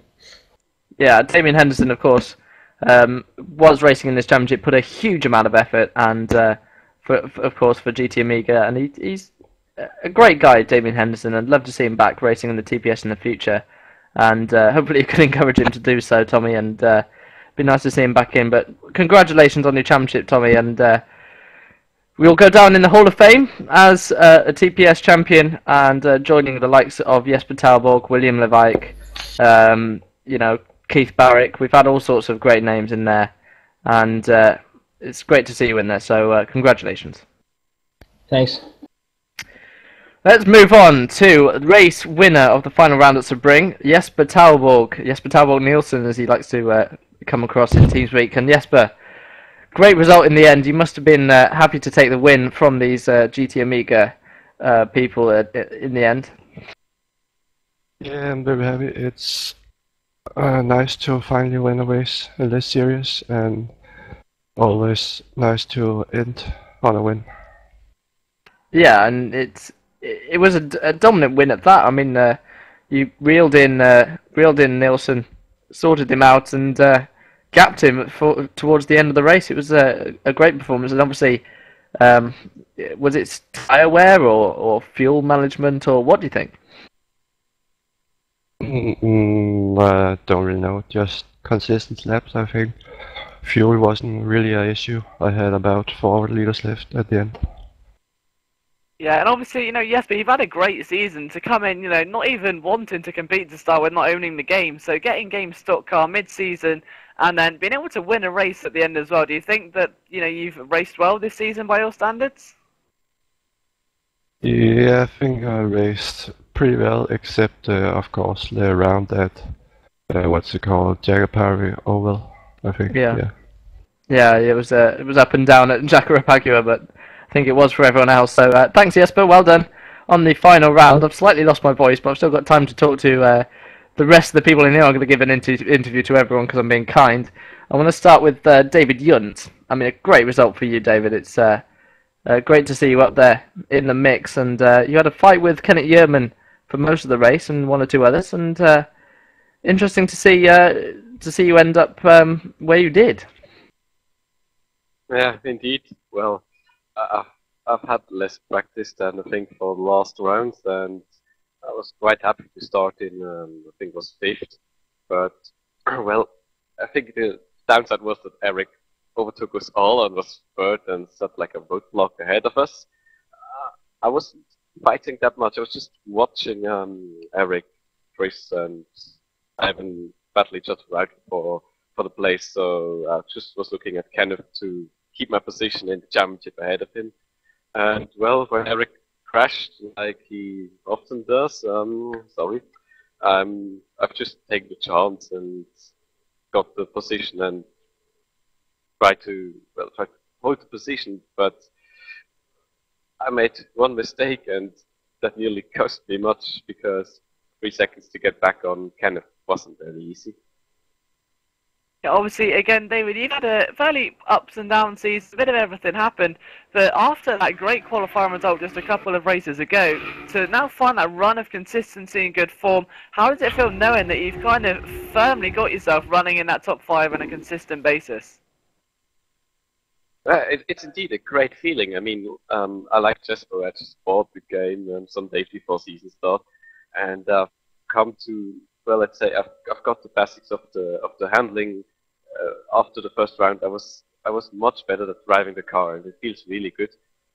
So I could say without the problems that Bella Parker think and that second over race, I would have been even higher, battling for something like 15th championship, but the car feeling and the main stability, it just got better and better, even though I was mainly using nearly the same setup for the last 3 races. So it's really a great feeling to be up there and battle with Ivan and the others.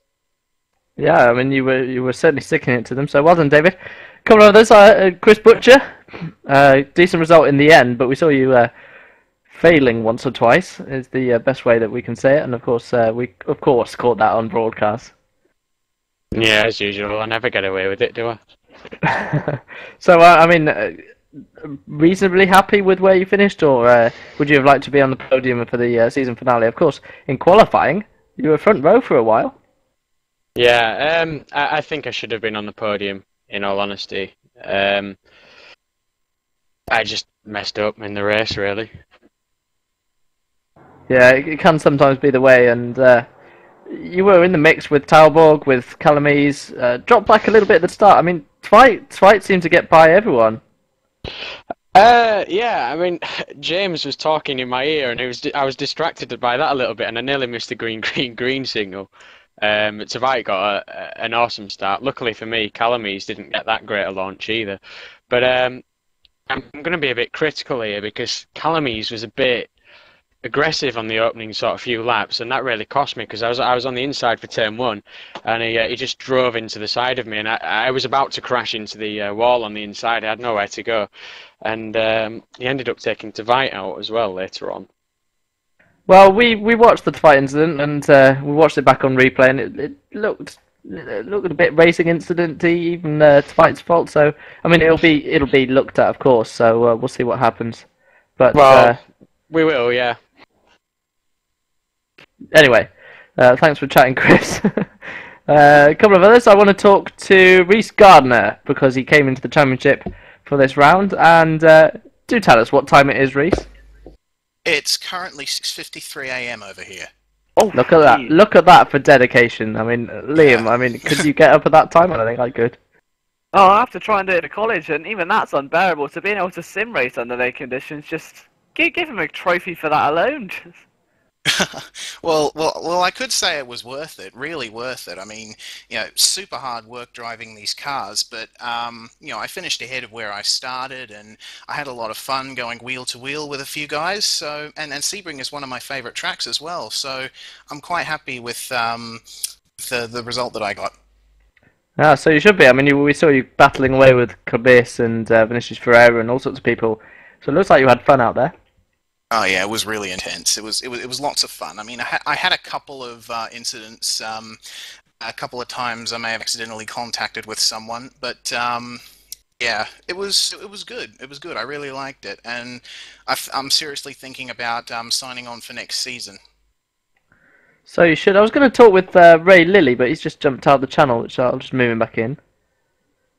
Ray, if you fancy a word, I mean, I was just going to come to you, and I want to talk about the season as a whole. I mean, what do you think of the season as a whole? I mean, it was a bit up and down, or a little bit fun moments, some interesting moments.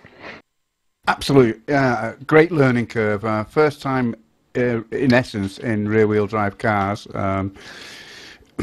Hard learning curve, trying to learn setups. Got to remember, it's only 14 months since I picked up a wheel and even started sim racing. I envy the top drivers. I only wish I was there, but you know, a little bit of patience and maybe I'll climb.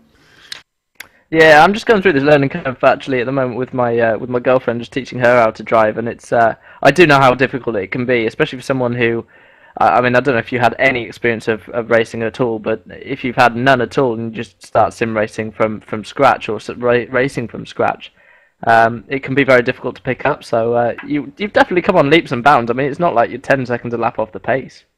Yeah, Like well, the nearest I've had to it was snakes and ladders. Fair enough. Right, who else have we got? We've got, thanks for talking to us, Ray. Take it easy, and we'll see you, presumably, I'm trying to think of the next championship going to enter. ATCC? I'm in the minis, but that'll be a laugh. The ATC I'll take a little bit more serious. Yeah, we got the mod for that coming out soon. Just want a quick word with Mike Bell and Jonathan Ockerclint, because you both were a little bit down in the lower sort of regions of this particular race. I mean, we saw you missing a whole front end, Jonathan. I mean, what happened there? I think I carried a bit too much speed into turn 4, I think it is, before the hairpin, and I went onto the grass and spun and unfortunately collected Philip, and that was the reason that he had to quit the race. It's so unfortunate. I mean, Philip Antoni has been on the sort of wrong end of bad luck. I've just about got that right. So it's a shame for Antonia, but at least you finished off, Jonathan, and Mike Bell. I mean, the same for you. At least you finished. Yep. Always happy to finish. Yeah, I know. Of course, yeah. Still, your car was smiling all the way through as well, with a big smiley faces on it. So. It got a bit toasted at times during practice, but at least it didn't in the race. Yeah, indeed. And we've got James Johnson and Eric Tveit. Different stories for both of you. JJ, in the reaches of the top 10, finished 7th in the end, I believe, something like that. 8th. That's 8th, right. Okay, it's a decent result. I mean, we were talking earlier in the race how you were doing well in the SRO league, of course, which is now defunct, but unable to really transfer the pace here unless it's snowball. No, I don't know what happened. I just got spun at the start and then I dropped down to 27th and I had to work my way back through again. And I've been feeling great today, so I haven't done many laps. So. Oh, yeah. Well, you get some rest and make sure you get some sleep. Got V8s tomorrow as well. Yeah, that'll be V8s tomorrow? No, you haven't. Is it tomorrow? Is it? Oh, it's next week. No, yeah. It's next week. Don't frighten me. Yeah, my head is gone. Yeah, I don't know. I can't. Anyway, JJ, go and get some sleep and drink some Calpol. And finally, because it's the final round, I'm going to interview everyone and we've got slightly more time. Eric Tveit. I mean, talk us through the early laps. I mean, great start. Yeah, it seems like I got everything working perfect for the first 6 laps, and yeah, had no problems. Yeah, and a great little battle going on, and then unfortunately an incident between yourself and Calamies. I mean, what did you think?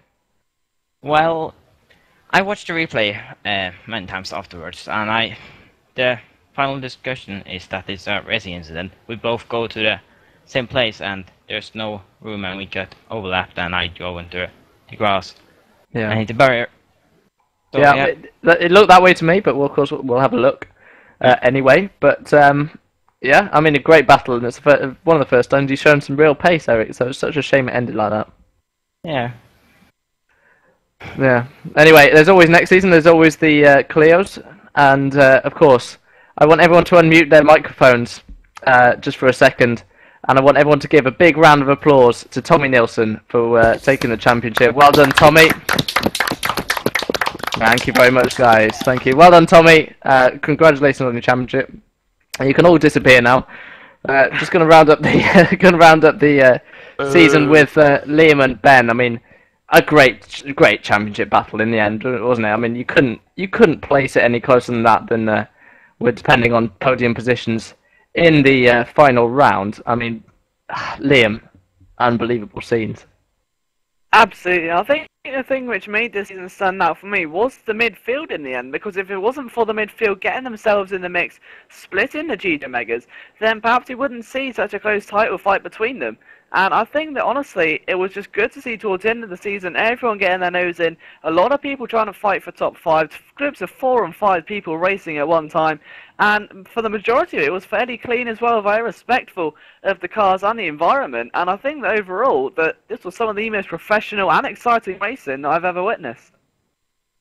It certainly has been exciting. I mean, Ben, just incredibly interesting all the way down to the wire. But we had some different strategies that we'd not seen before, and the push to pass. What a brilliant thing that was! Yeah, definitely. I mean, it's certainly track specific. At some tracks it made more of a difference than others. I think the oval was a real highlight, although possibly not popular amongst the drivers. Sorry about the annoying noises going on in the background. But yeah, it was certainly very interesting to see that oval in a TPS race for the first time. I think I'm right in saying. No, we've had the ATCC have had a couple of ovals. Of course, yes, indeed. Apologies, but yeah, it's certainly the first time for a WSS race, and that was hugely interesting, I think. And I think as a spectator and commentator, my first time. Obviously, I'm not an experienced commentator, but I enjoyed sort of helping out with the analysis and finding out bits of information that obviously you two who are watching the live action cannot do. So I very much enjoyed that. But as a spectator, I think the season had everything. But for the drivers, it was it didn't come without controversy, did it, Toby? I mean, there was certainly a lot of discussion over how to do the starts. People's driving standards. Push to pass, causing a few incidents, perhaps. But that's just racing, and that just made it hugely interesting for spectators. And it's a shame for Calamis, really, that he will certainly feel that his wheel has cost him the championship, which it kind of has, you could say, because he missed that vital round, which has ultimately led to Nielsen snatching it away from him. But that's taking nothing away from Nielsen. They've both been immensely dominant all season, and their victory in the team's championship before the last round that even happened was pays respect to that. And to beat the might of Jesper Talborg and Chris Butcher and others in there is just an amazing achievement, and all credit to them, and what a season it was. I don't think you could have said that much better, Ben. That was very eloquent, but it sums it up perfectly, Liam. It's just been a mixture of some of the most interesting racing we've seen, and some tactics, and some sprints, and of course we've had the drafting, we've had the exciting qualifying, and we've had mistakes that have caused people to crash into each other. We've had the incidents, of course, and we've had the great racing. It's just, and the colours of the cars. The sound. What else could you have? Exactly. I think as well the actual track selection just had a bit of everything. As you said, we've got stuff like the Jarapagia Oval, we've got things like Sebring, and then you've got all the short tracks as well. You've got the likes of Interlagos, so just great to see you go through all these different variety of tracks. It wasn't like other series where you've just got one sort of type of track, if you know what I mean. It's basic, you know what to expect. This one threw up a different challenge every time, and that was crucial because some drivers were perhaps warm towards certain tracks. Some will prefer the short, some will prefer the ovals, and some will prefer the long tracks and endurance tracks, if you will, such as Sebring. And I think that really showed as well, and you could see different drivers shine through different stages during the season. And I think overall, that, as I said before, this has been one of the most entertaining seasons I've commentated on. And I think that still a massive congratulations to go to Tommy Nilsson and Ivar Calamis as well.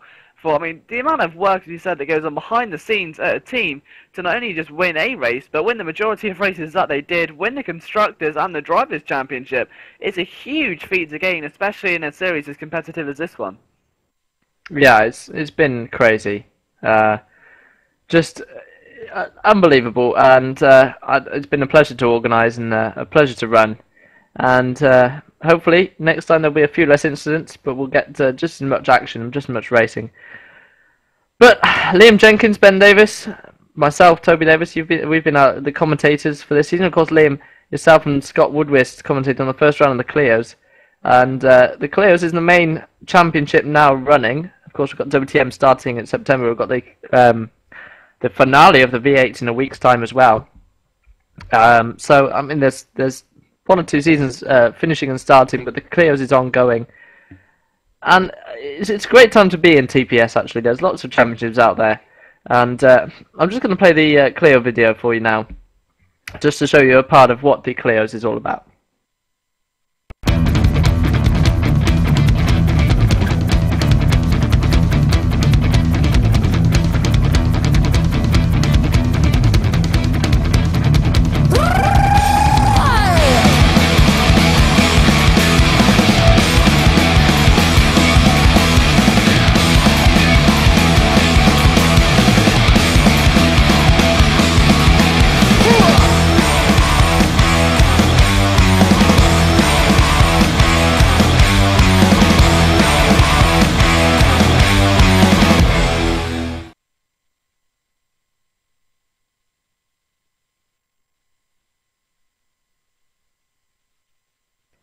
And of course, the Clios is entering its second round this Wednesday, where we'll be at Lime Rock Park in America, and that should be an interesting one to watch. Of course, the WTM is coming up at the end of September, and of course the minis as well, coming up soon. Virtual Mini Challenge, so it'll be interesting to see all of these championships come together and fit together, and ATCC starting as well. Ivan Navarro running that one for the first time, so Navarro, an excellent choice actually as to be an admin. He's got a very sensible head on him, and I'm sure he'll do an excellent job. But it's been a pleasure commentating with you guys. I mean, final thought, Ben? Yeah, as I just really said, I've really enjoyed myself. It's been a very eventful and exciting series, and to have it to go down to the wire it doesn't happen often, really, does it? To have the Drivers' Championship going down to the wire. And as I said earlier, it's kind of good that the Teams' Championship was out of the way before the event, in a way, because that meant it's just pure down to the drivers to battle it out between themselves. Although I strongly believe they still remained a team unit, and it's obvious that those two actually got the most out of these cars. I think they probably worked the hardest, or change the setup such that it optimized it. Because you heard Tommy Nilsson saying they spent time before the season perfecting the setup, and that just meant that they could go into every single event, even without a huge amount of practice, which we didn't always see them do online. And they could be competitive straight away because they had that base setup, and I think that's hugely important. And it seems that in these cars which are high downforce, it's setup's very, very important. And to optimise that before the season even begins, obviously that's a huge plus to have, and that's led them to the Team Championship and the Drivers' Championship for Tommy Nilsson. But yeah, a very exciting season, battles all the way down the fields. You couldn't really ask for much more. And I mean, Liam, following on from the longest final word in the world, I mean, give us your final word. Just one word, or that was more? Well, I mean, a couple more, but not as many as Ben. You could give a whole statement. I think honestly, I keep saying this has probably been one of the most exciting series I've commentated on, and honestly, that I just can't wait, hope and pray that there's going to be Superset Season 3 very soon, because I mean, just if we can take everything that this has produced and half it, and that's still going to be one of the most exciting series, because this had just about everything a driver or a fan could wish for towards the end of that race. If the fans or commentators weren't on the edge of their seat just staring at the screen, nail-biting moments, then I don't know what to think, because that was honestly one of the closest seasons overall that I've ever seen. And I think I agree with what Ben said in terms of it was good that the team's constructors was out of the way, and it was just down to the drivers. And it's not very often that you see two drivers from the same team going an all-in-out war to win a championship, and I think that was honestly one of the personal highlights for that season, just seeing that sort of suspension and tension going into this race, and knowing that only one of those two teammates could win, and that just about anything could happen. Indeed, so it was so close, and it was so down to the wire, and Tommy Nilsson taking the championship win from Evar Calamies and for the GT Amiga team was really the story of the season. And of course, next season in the WSS, it will probably start after Christmas. We'll wait and see, maybe November time if I can talk Ryan into that. But we'll see what happens. And but anyway, I'm looking forward to commentating with you both. Next time we commentate together will probably be the minis, which starts shortly. If you're both up for that, I haven't actually spoken to Liam about that actually. I'll definitely bend. No, it's fine. I'm gone. I'm joking. it will be a pleasure. It'll be Saturday nights. Something along the lines of something along the lines of starting now and finishing in a couple of hours' time. So be sure to stay up late and watch that one when it comes on. If Liam is able to commentate still after hearing that information, then I'll be amazed. But anyway, guys, I mean, for myself, Toby Davis, Ben Davis, and Liam Jenkins, this has been the Multi-BC broadcast crew for the World Supertech Series. And until the next Touring Pro Series race, until then, thanks for watching, and have a good one.